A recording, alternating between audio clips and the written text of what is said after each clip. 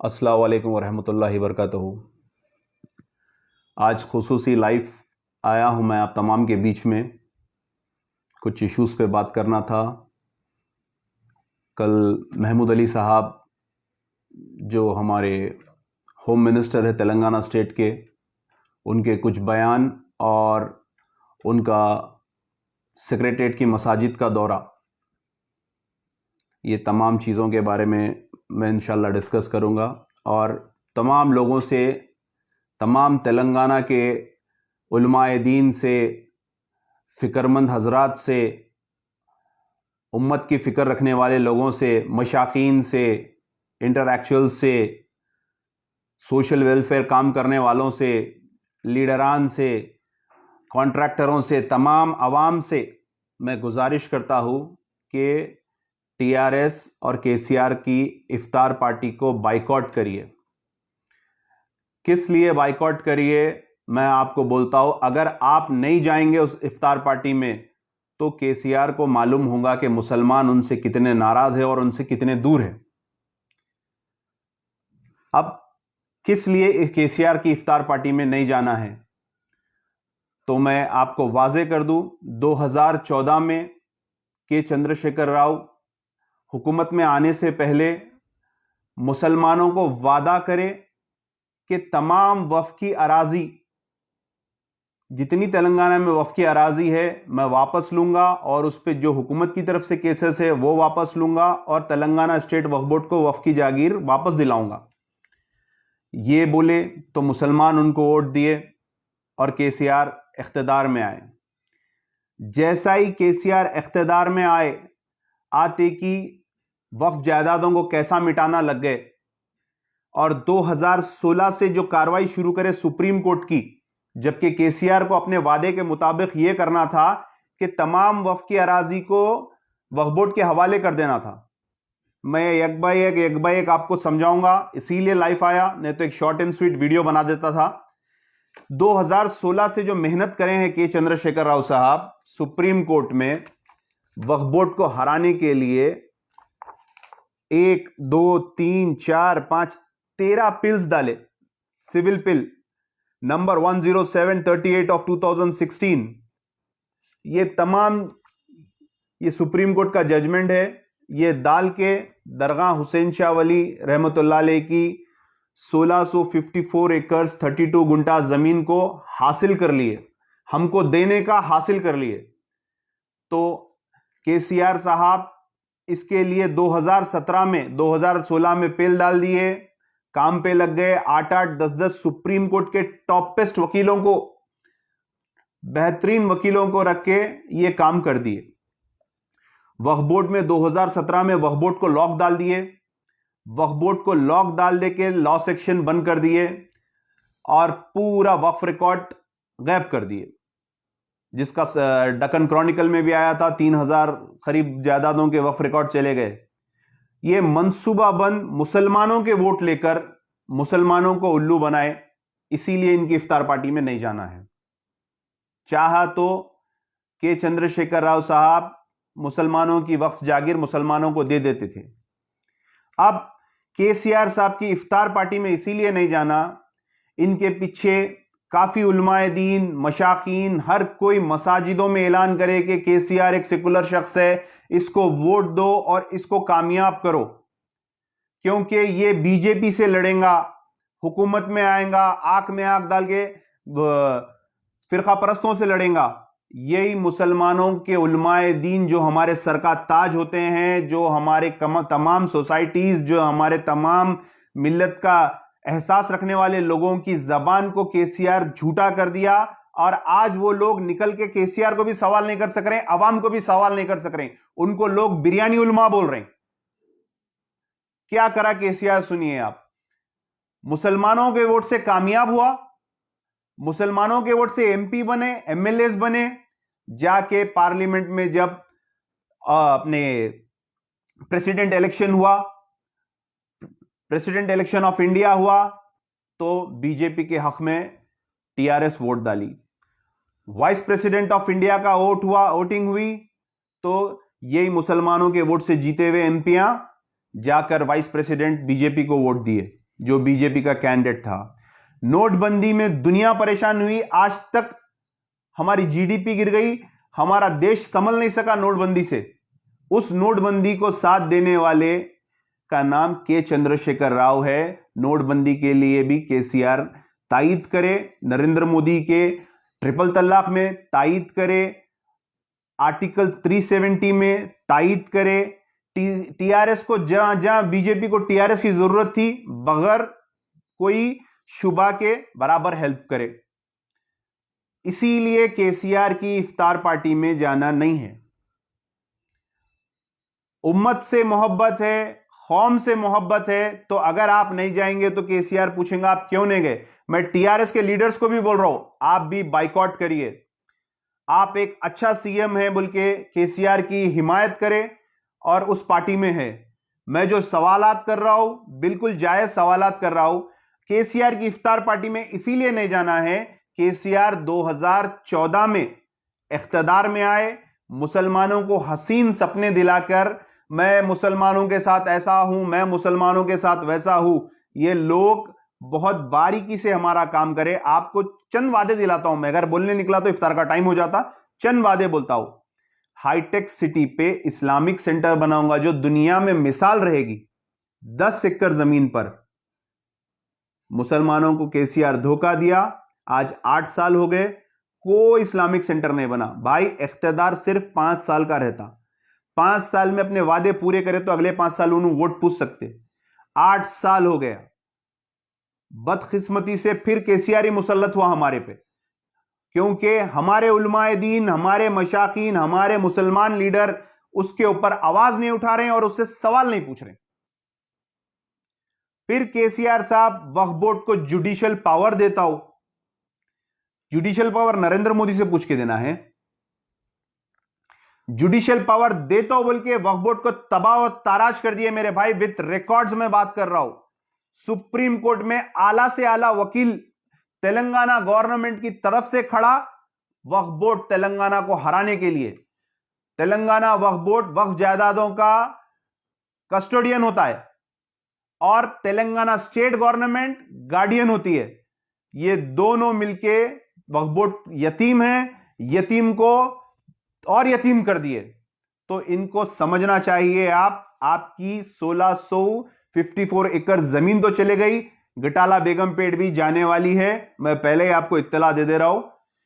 और वक्फ बोर्ड में record section क्यों बंद है भाई, क्या फायदा हुआ वक्फ बोर्ड में रिकॉर्ड सेक्शन बंद रहने से, बताइए आप। अब केसीआर साहब की इफ्तार पार्टी में इसीलिए नहीं जाना है, केसीआर साहब अजमेर में 1 एकड़ पे बेहतरीन रूबात बनाते बोले थे। केसीआर साहब रूबात नहीं बनाए। फिर केसीआर साहब जहांगीरपुरा में 50 करोड़ रुपए से बेहतरीन मैं डेवलप करूंगा बोले, केसीआर साहब डेवलप नहीं करे। हर शोबे में केसीआर साहब मुसलमानों को बिल्कुल नजरअंदाज करते गए। हमारे को बिल्कुल इसके लिए केसीआर साहब की इफ्तार पार्टी को बाइकआउट करना है। फिर मैं आपको बता दूंगा आलेर इनकाउंटर का आज तक इंक्वायरी नहीं हुई भाई। जो लोग आलेर इनकाउंटर में शहीद हो गए उनको आज तक जाके कोई नहीं पूछा। ये ऐसे कई चीजें हैं केसीआर साहब के जो मुसलमानों की दिलाजादी करें, मुसलमानों को तकलीफ दिए, मुसलमानों को सिर्फ और सिर्फ इस्तेमाल करे। केसीआर साहब अब तक जो आपके पास मुस्लिम लीडर्स है, मैं बार बार हर कोई मेरे एक वीडियो में बोलते जाता हूं, बोधन शकील इलेक्ट होके आया, उसको मिनिस्ट्री दियो। 8 साल हो गए आपके, 2 बार इलेक्ट होके आया नहीं। बिल्कुल एक वेलकम फिल्म है, वेलकम फिल्म में एक उदय शेट्टी बोल के एक डॉन रहता, उसकी हर वक्त जी हुजूरी करने के लिए एक हाथ में स्टिक ले लेके रहता, मेरी टांग नकली है, मैं हॉकी का प्लेयर हूं बोलता। वैसे प्लेयरों को मिनिस्ट्री मिलती है टीआरएस में, मगर जो लीडर्स टीआरएस के लिए काम कर रहे हैं, मैं आपको एक मैसेज दे रहा हूं, कई शोबों में आपको चेयरमैनशिप मिल सकती है। कई 17 डिपार्टमेंट से आपके जो खाली है, अब तक आपको कहीं चेयरमैनशिप नहीं मिल रही, कोई डिपार्टमेंट में कुछ नहीं मिल रहा आपको, खाली पड़े हुए, कई पूरे बॉडीज खाली पड़े हुए आपके। वक्फ बोर्ड चेयरमैन नहीं है, हज हाउस, हज के लिए अगला महीना चले गया, रमजान का बाद फिर हज का ही महीना आया था। ये तमाम चीजें हैं। मैं बार बार उलमाए दीन को इसीलिए बोलता हूं कि मैं बहुत ज्यादा उलमाए दीन को मानता हूं, क्योंकि इस मुल्क को आजादी दिलाने वाले अगर कोई है तो वो उलमाए दीन है। रेशमी रुमाल तहरीर हो या कुछ भी हो, हिंदुस्तान को आजादी दिलाने वालों में सबसे बड़ा योगदान अगर कोई है तो वह हमारे मुल्क के उलमाए दीन है। हमारी तबलीग मसाजिदों से होती है। जिस जिस मसाजिद में केसीआर के लिए वोट की अपील हुई थी, मैं उन तमाम मौलवी साहबों को बोल रहा हूं, इमाम साहबों को बोल रहा हूं, मौजम साहबों को बोल रहा हूं, वापस बोलिए कि हम जो अपील करे थे उस पे केसीआर खरा नहीं उतरा, इसीलिए हमको केसीआर को बाइकआउट करना है, उसकी इफ्तार पार्टी को बाइकआउट करना है। सेक्रेटरीट के मसाजिदों का महमूद अली साहब आप दौरा करें। सेक्रेटरीट के मसाजिदों का आप जो हिसाब से दौरा करें, सेक्रेटरीट के जर्रा सा बाजुक नजर यूं थोड़ा ऊपर भी मारना था। 7 मंजिल इमारत तैयार हो गई और यहां पे सिर्फ 4 पिलर्स डाल के आप बता रहे हैं कि वाह 200 साल चलने वाला फाउंडेशन है। डिब्रेज कहां गिर गया? कहां है मस्जिद? क्या कलाम पाक कहां है? मस्जिद की जानिमाज कहां है? आपका काम यह था कि हाँ भाई तोड़ दिए हम, हमारे को नहीं आ रही थी हिसाब किताब में, हम तोड़ दिए, बाजुक जगह पे बना दिए। अभी तो मस्जिद बनी भी नहीं महमूद अली साहब। बाहैसियत मुसलमान रोमटे खड़े हो जाना था आपके। दूसरी मस्जिद का आप फाउंडेशन बता रहे हैं। जब आप फाउंडेशन बता रहे हैं जरा नजर ऊपर करिए। 7 मंजिला इमारत बन गई 4000-5000 एकड़ गज पे, एकड़ों पे 7 मंजिला इमारत खड़ी हो गई। नंबर 1 सीएम गंगा जमुना तहजीब के आप आलम बरदार है। अरे हम भी गंगा जमुना तहजीब को मानते हैं, लेकिन जो गलत है गलत को गलत बोलेंगे, सही को सही बोलेंगे। आप अपनी वीडियो में बोले कि 4% रिजर्वेशन भी हम ही दिलाए। 92 में आप थे, 94 में आप थे। केसीआर साहब भी जब चंद्रबाबू नायडू की शागिर्दी में थे, आपकी पार्टी भी फॉर्म नहीं हुई थी जब। अगर आप दिलाते थे तो 12% को नरेंद्र मोदी से पूछने की जरूरत क्या है? स्टेट में इंप्लीमेंट करिए आप। चलिए आप अगर दिलाते थे 4% रिजर्वेशन, वाईएस राजशेखर रेड्डी साहब की चीफ मिनिस्टरशिप में, मोहम्मद अली शबीर साहब की मिनिस्ट्री में यह काम हुआ, इसके पीछे कितने पापड़ बेले हमको मालूम है। हम जाके सांपों वालों के वीडियोस बनाते थे, हम जाके गद्दा जो बुनते उनके वीडियोस बनाते थे, हम जाके जो जरब लगाते उनके वीडियोस बनाते थे, हम जाके जितने अजलाओं में गांवों में जो बैकवर्ड क्लास के हैं हमको शबीर अली साहब भेजते थे, हम जाके उनके पूरों के वीडियोस बनाते थे। वो पूरे वीडियोस बना के सीडी बना के बताए कि मुसलमान कितना बैकवर्ड है। हम उस जमाने से कांग्रेस में और उस जमाने से काम कर रहे हैं।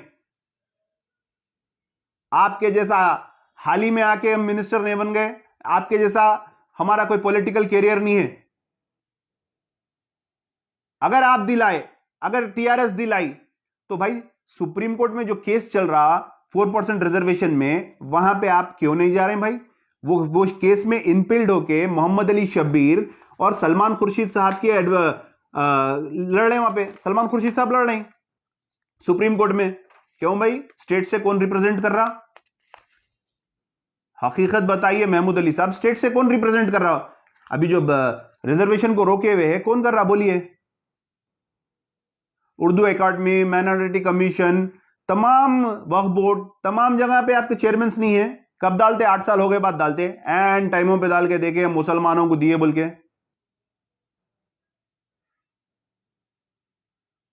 बोलिए। अब 12% रिजर्वेशन के हिसाब से 9000 चिल्लर नौकरियां आना महमूद अली साहब, 9000 चिल्लर नौकरियां आना मुसलमानों को। और कहां से देंगे आप? इसीलिए नहीं दे सकते, तेलंगाना पब्लिक सर्विस कमीशन में कोई मुस्लिम नुमाइंदा ही नहीं है। उन्हें कहां से बोलेंगे नौकरियां कहां मिल रही क्या नहीं मिल रही? बोलिए कहां से बोलता हूं नौकरियां मिल रही नहीं मिल रही? कहां से मालूम होता? 9000 नौकरियां कैसा देते आप? चलिए अब आप कांग्रेस बयानों में फला कर दी, उस टाइम पे ये कर दी, ये कर दी। आप चीफ मिनिस्टर के साथ जब टीआरएस गवर्नमेंट हुकूमत में आई, आप डिप्टी चीफ मिनिस्टर बने। बताइए मुसलमानों के लिए आप क्या करें। फिर साथ ही साथ आप रेवेन्यू मिनिस्टर थे। मैं आपको कई लेटर्स दिया मलकम चेरू की जमीन के वास्ते, वक्फ की जमीन के वास्ते, दुर्गम चेरू की वक्फ की जमीन के वास्ते, जहां पर रेवेन्यू के बोर्ड्स लगे हुए थे। आज भी मेरे पास उसका रिकॉर्ड है। जब आप क्या करें, कितनी वक्फ अराजी को आप रेवेन्यू में लेके आए, जब आप रेवेन्यू बाहैसियत रेवेन्यू मिनिस्टर थे। अवाम को भी बोल रहा हूं, कभी आप लोग deputy chief minister Mahmood Ali sahab का कहीं लेटर देखे कोई डिपार्टमेंट में? रेवेन्यू मिनिस्टर महमूद अली साहब का कोई लेटर देखे कोई डिपार्टमेंट में? या आप होम मिनिस्टर महमूद अली साहब का कोई लेटर देख रहे हैं कोई डिपार्टमेंट में? कहीं प्रोटोकॉल के हिसाब से कोई पुलिस स्टेशन में महमूद अली साहब की फोटो लगी हुई है? कमिश्नर ऑफिस में लगी हुई है होम मिनिस्टर की फोटो? एक पोस्ट लगा हुआ है, कुछ कैलेंडर लगा हुआ है होम मिनिस्टर का? क्या फायदा ऐसा पोस्ट रख के आप? अरे अल्लाह आपको और बेहतरीन पोस्ट दो। आप डिप्टी चीफ मिनिस्टर बने, बहुत अच्छी बात है, तेलंगाना के पहले डिप्टी चीफ मिनिस्टर बने। और पहले डिप्टी चीफ मिनिस्टर पहले कुछ भी नहीं करे, पहले रेवेन्यू मिनिस्टर बने, पहले कुछ भी नहीं करे। 24 घंटे तारीफ, 24 घंटे तारीफ। मुसलमानों के वोट लेके बीजेपी को डालने वाले की तारीफ करना। हम लिए तो मुसलमानों के वोट ना, हर शोबे में दिए ना मुसलमान वोट आपको, हर शोबे में दिए आपको वोट। एमपी में दिए, एमएलए में दिए, कॉर्पोरेटर में दिए। तो आवाम से मेरी यही अपील है भाई कि इनकी इफ्तार पार्टी इसीलिए बाइकआउट करना है कि इनके दौरे इख्तिदार में जो मसाजिदें शहीद हो गई, वो नहीं बोल रहे महमूद अली साहब आप। सलीम साहब तो बोले रमजान में मस्जिद चालू हो जाएंगी, आप बोले एक खाना मस्जिद का काम चालू हो जाएगा। आज तक वक्फ बोर्ड से जो शामीरपेट पे मस्जिद शहीद हुई, उसको अब तक वक्फ बोर्ड से पैसे नहीं गए। वहां के लोग अपनी जद्दोजहद से बना रहे हैं। वक्फ बोर्ड का रिकॉर्ड सेक्शन बंद है। अरे हम 4% रिजर्वेशन दिलाए, आज 16 साल में तकरीबन 20,000 बच्चे डॉक्टर बने, 20 लाख तुलेबा इंजीनियर, डॉक्टर, एडवोकेट्स बने, यही 4% रिजर्वेशन से। इसको आप अगर 12% कर दिए तो कितना होता? पार्लियामेंट में कहते बिल पास करते कहते, बोले थे मैनिफेस्टो में बोलना था पार्लियामेंट में बिल पास करके देंगे बोल के। जितने वादे करे, जितने वादे करे, क्या हुआ भाई? रुबात का क्या हुआ? अजमेर शरीफ के रुबात का क्या हुआ? इस्लामिक सेंटर का क्या हुआ? अजमेर अपने जहांगीर पीरा की दरगाह का क्या हुआ? रेसिडेंशियल स्कूल्स 12 थे कांग्रेस के, लेकिन 12 भी जाती हुकूमत के थे, खुड़ाड़े नहीं बनाए। अपने टीआरएस के लीडरों के बिल्डिंगों में स्कूल नहीं दे दिए, प्लेग्राउंड के साथ दिए। प्लेग्राउंड नहीं रहा तो स्कूल सैंक्शन नहीं होता। और सिर्फ माइनॉरिटी रेसिडेंशियल स्कूल्स में सिर्फ माइनॉरिटीज के बच्चे पढ़ रहे हैं। जहां पे माइनॉरिटी कम है वहां पे गैर माइनॉरिटी को भी ले लेके पढ़ा रहे हैं। माइनॉरिटी स्कूल्स में पूरे माइनॉरिटी टीचर्स है, प्रिंसिपल्स माइनॉरिटीज के है। नौकरियों में दोनों में 12% रिजर्वेशन नरेंद्र मोदी आके रोक ले रहा हूं आपको। कोई भी चीज बोलते कि दिल्ली जा रही, किसानों का मसला यहां है वहां दिल्ली जा रही। तमाम आलम इस्लाम के लोगों को रमजान की तहे दिल से मुबारकबाद देता हूं मैं, और तेलंगाना के खुसूसी मुसलमानों से और जो मुसलमानों से हमदर्दी रखते उन तमाम लोगों से अपील करता हूं मैं कि के चंद्रशेखर राव की इफ्तार पार्टी को बाइकआउट करिए, ताकि के चंद्रशेखर राव को समझ में आए ये मुसलमानों के साथ कैसी नाइंसाफी कर रहे हैं और धोखा दे रहे हैं। मैनिफेस्टो में आगे बात धोखा दे रहे हैं। मुसलमानों से वादा करके वादे को नहीं निभाना धोखा होता है, और जो वादा करे मैं आपकी जमीन बचाऊंगा बल्कि वही जमीन को लूट लेना धोखा है। तो मुसलमानों के साथ हर शोबे में धोखा करने वाले का नाम के चंद्रशेखर राव है। याद रखिए, हमारे को बिल्कुल मुत्तईद होकर जो लोग आवाज नहीं उठा रहे उनका उन्हें बेजमीर है, हमारा जमीर जिंदा है। मैं टीआरएस के तमाम लीडरों को बोल रहा हूं, भाई आप सवाल उठाइए, आप बोलिए कि के चंद्रशेखर राव साहब आपके बारे में कांग्रेस के लीडर ये बोल रही, अवाम ये बोल रही, ये हकीकत है, आप अब तक इंप्लीमेंट नहीं करे। 8 साल हो गए मेरे भाई, उसके आगे और इन्हों क्या कर सकते। तो बस मेरी बात को तवज्जो दीजिए और केसीआर की इफ्तार पार्टी को बाइकआउट करिए। बस शुक्रिया, अस्सलाम वालेकुम, अल्लाह हाफिज।